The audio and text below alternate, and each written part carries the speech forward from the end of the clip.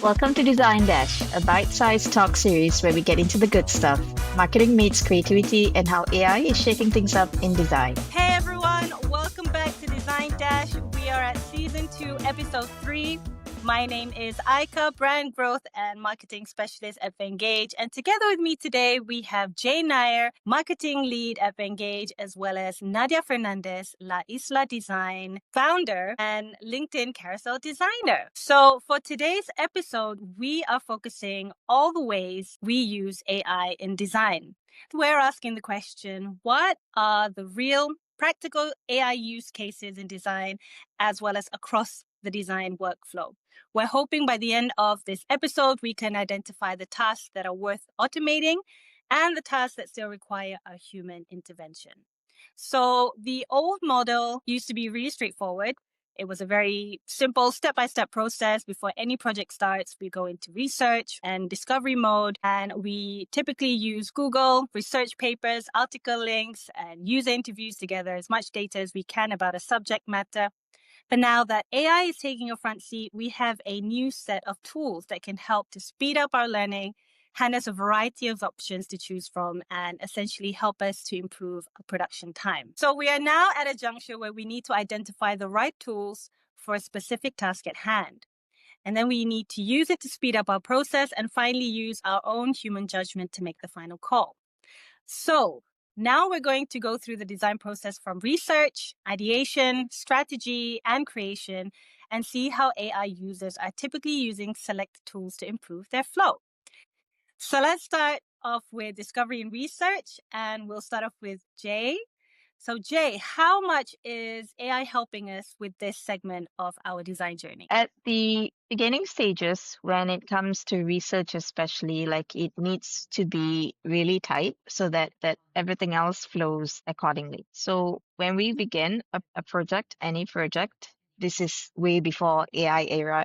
In fact, we would want to identify the goal and identify what we want to achieve at the end of the day. So, for example, if it is a partnership, what are the audiences that we are delivering to? What are the key highlights that we want to really shine at the end of the day? What we used to do was storyboard and brainstorm with your teams and all, but now the brainstorm still happens, and then we feed it all into like a transcript or comments or design notes. We feed it all into AI, and then AI basically puts it into a whole mind map for you so you can sort of visualize it already.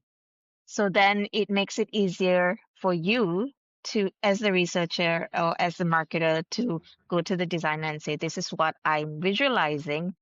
So some of the tools that I have used is obviously Vengage's tool to do the mind maps and everything. And then there's Mapify, which, maps everything out for you. It converts all the long text into short forms and gives you an accurate statement of what you need. And then I do use Google's Gemini a little bit here and there to really structure everything. Once you have your goal, you have your design, you have um, uh, your ICPs, and you have the tone of voice, you have the colors that will appeal, and all the other important elements. And then your designer sort of just takes it and runs with it and knows what to do. Has there been any way in which AI hasn't been able to make it more optimized, in terms of how you're doing your research? Are there certain blocks that you come across that you think, oh, okay, you expected AI to solve that for you, but it turned out that it wasn't enough and you needed to kind of go back to the drawing board?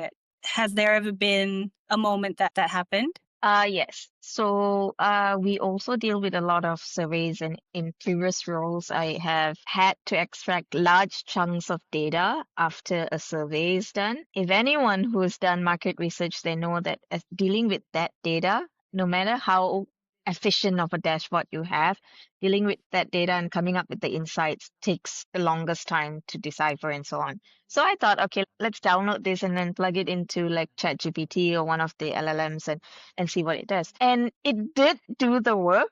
Now I have different sections for my qualitative, insights. But the quantitative stuff was a mess. The numbers were all over the place, and even when they produced graphs, for me, it was all over the place because they couldn't read the numbers for some reason. So that's where you need to go in and sort that out. Currently, it takes a longer time to try to get the AI to understand that part. So what I see works, it's done the qualitative part for me. I'm just going to do the quantitative part and then gel it together because honestly, it did at least 70% of the work for me. I'm just going in the report, looking at the numbers. After research, we go on to ideation and strategy. So, Nadia, we'd love to get your input for this stage. How has AI changed the way we ideate our design concepts now that we don't necessarily have to start from a blank slate? If I'm talking about design, I can go two ways. I can now not start from a blank page and rely on AI generating a template where that's going to give me the starting point. Or a lot of people love, well, I mean, it is a process that is actually used globally as like for designers, mood boards. I like them, but for me, I design a little bit more on the emotional side. And instead of starting with a mood board, I like to start with an image, with a visual. Instead of gathering different moods and putting them together, I like to go with one firm, bold image, and that's helping me uh, start from somewhere. So if I'm talking about the first route that I said, the template, having AI creating a template, it gives me the best starting point. It gives you a variety of a whole different library of templates that it comes up. And it allows you to filter by what category or field that you need to work on, which is great. My second route, it always depends on the client, but the second route, I usually go for creating an image, which I most likely will end up using an element from that image and not the full image. But for image generation, I'll put some time into the prompt and use ideogram for that. There's a lot of AI image generation tools out there right now. For me, the one that seems to be the most emotional is still ideogram. As you said, Jay, if I have someone who's feeding me basically the guidelines that I'm going to have to use as a designer, then I'll 100% go through Venngage and plug it in to see if I can get a template that is going to give me a starting point. And if it's something that my client has absolutely no idea what they want, it's all up to me, then I will use the emotional side a little bit more and go through the image generation route. So it's really interesting how you mentioned that ideogram can generate more emotional images as compared to other AI tools like Midjourney. Can you explain a little bit more of how you can identify the emotions that come out more accurately when you prompt? I mean, if you've seen my designs, I guess I'm getting to be known because of my boldness and how, bold my designs are. I find that ideogram really captures that essence that I'm trying to describe, or maybe if I feed it a image that is maybe almost there, but I really want to emphasize and, hey, make this dramatic, make it more cinematic, make it with a certain texture. It really comes out how I'm expecting it to come out. I've tried a few more and I'm still getting. We were just talking in our latest episode about that AI look, and I'm still getting it from many of the other ones, or is going through a very like too realistic finish, which obviously it depends on what you want, right? What you need for the project. But I find it that ideogram is also giving you a bunch of filters that you can add before you even click generate. Sometimes it's fun to have an idea, plug it in, and say, okay, let me see how this looks if I make it hand drawn, or see how it comes out if I want it more cinematic and a little realistic or vintage. And for me, for what I usually need, I find it to be the most detailed and accurate. However, I've never gotten an accurate result asking it to like replicate an image of myself, which like I would not use it for that. But for bold creations, yes. Yeah, they haven't really been able to master that yet, but I think we're Yeah. really close. I've been playing a lot with Gemini's Nano Banana to recreate real life images. But even so, it's still not 100% accurate. But it's fun to explore and to just kind of let your imagination run wild. I remember when I tried it, I was getting decent results, and then I was like, okay, let me just ask it to change this for me. And then it came back with like a photo of a field full of cows. I was like, wait, what what happened? Then I learned that I guess you just have to start from scratch with every generation. Like every plugin will have to Yeah. be you'll have to be as detailed as the first. You can't continue to edit from the image Yeah. that you just left. It's one thing LLMs haven't gotten yet. Like it just gives you a completely different image altogether sometimes. Or it doesn't change anything. It just regenerates the same Yes. thing. Yeah. That's what I'm more frustrated with. Like, oh, here you go. But it's the same.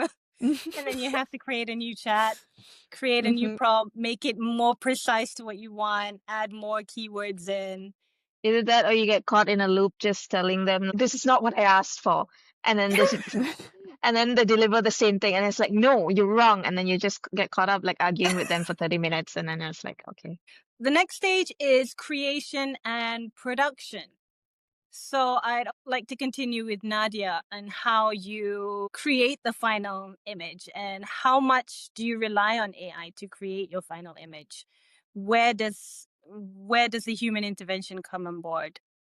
For the final say, it'll be 100% human still. Um where I get the heaviest use of AI is when I'm putting together, maybe I want certain illustrations or certain icons that before what I used to do is go on Google and say, hey, give me icons in this color. I want it outlined. And then you would have to choose and you would have to pay for the whole library. Those days are over, right? But or go on Pinterest, right? And then download it from there, something like that. Right now, I will ask for a specific illustration, a specific icon, maybe a specific font at a certain point if I want something very custom. I still don't use it to structure the hierarchy on my design. I don't trust it. I don't feel comfortable with it. I will always end up editing it, so I rather do it myself. But for example, the way I use it a lot would be if I'm creating a carousel. I really want to apply a storytelling format from beginning to end to make it cohesive. I want to make people involved in what's happening and definitely get to the end of the carousel. So I'll ask AI, hey, this is A and this is Z in the story. Help me organize those thoughts. It helps me break it down into digestible pieces of information. When it comes to putting together a design, I particularly will only use the AI for elements that go into that design. Even if I export a wonderful image created by an AI tool, I still won't like grab the image and just plug it into my design and call it a day. I might be one of the only ones not taking full advantage of it, but I still think for me, I get the best results out of it if I don't. But I will say something. We sometimes as designers, we don't realize how much we actually use it for the little details. For example, if let's say we're removing a background, we are adding a background or a certain gradient that we can't find in the library and we want it generated. I will use it or textures. Like I'm a very heavy texture user in my designs, but maybe I can't find the one I want and I'll have AI generate something in the tool that I'm using. We sometimes don't realize how much we actually use AI for the little details, and removing a background is the biggest thing. Like, who doesn't remove a background today from an image? I tried once to create an icon because there was a specific icon in that library, but I wanted to create a new one and I wanted it to be exactly like the ones that I had in the library. But it was so hard to find on the available platforms, right? So I tried dropping it on, I think it was ChatGPT at one point. And it was just so amazing how it could just generate a similar concept, a similar theme. For example, I wanted a hashtag icon using this exact reference. It would do it for me. And those kind of little things actually go a long way, I think. I mean, if the AI tool that you're using has the feature where you can upload an image, Mm. the fact that you can upload something like where it's very hard to explain sometimes all the details that come with an image or even an icon. Like, it could be as simple as an icon, but maybe it'll have certain round corners that we want or something that we don't know how to explain.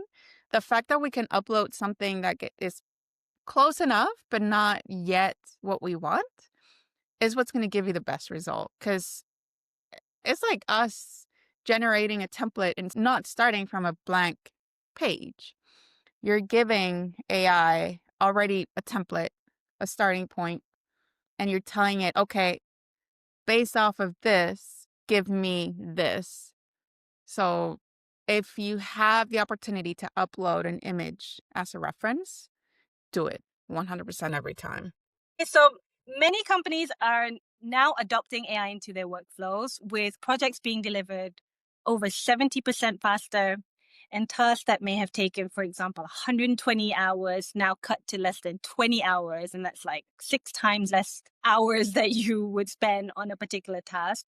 I'd like to share a few examples of how some of these big corporations are now utilizing AI to optimize creative tasks that ultimately create successful ROIs from adopting AI. So one example is consumer goods company Unilever, who actually used AI to remix over 100 influencer assets. So these were just content that had already been out, and they remixed it into platform specific formats. So this could be either TikTok or IG Reels, and they were able to scale faster. So they generated over 3.5 billion impressions and also increased their new buyers by 52%. And this was for their Dove body care line, just from using this little trick. And then another one was Nestlé, who launched an in-house AI content service using digital twins. So digital twin, for those who aren't familiar, is a digital model of an actual real-life physical product that they use for monitoring, simulation, analysis, optimization. So it's a simulation of a real product. So by using these digital twins of products, they generated new e-commerce and marketing visuals, which resulted in 70% reduction in time and cost to scale these assets. From their 4,000 master products, they actually created 10,000 twins or variations of this first product model. So big companies are scaling this at such a huge magnitude right now. And it just goes to show what big of a scale you can actually achieve once you start adopting AI in a smart way, obviously. So I'd like to do a quick game with you guys before we wrap it up. I am going to mention a bunch of tasks, and I would like for you guys to tell me which AI tool you would use or is popularly used for this particular task. Okay, so feel free to just shout out whoever wants to go first. So the first one is an AI tool that will help you summarize interviews. Hands down, Zoom. Zoom's AI is amazing. Like Hmm. especially the transcripts. Yeah. I mean, there can be there's a lot right now, right? And I guess it depends on which one fell on your hands first that you paid the subscription for.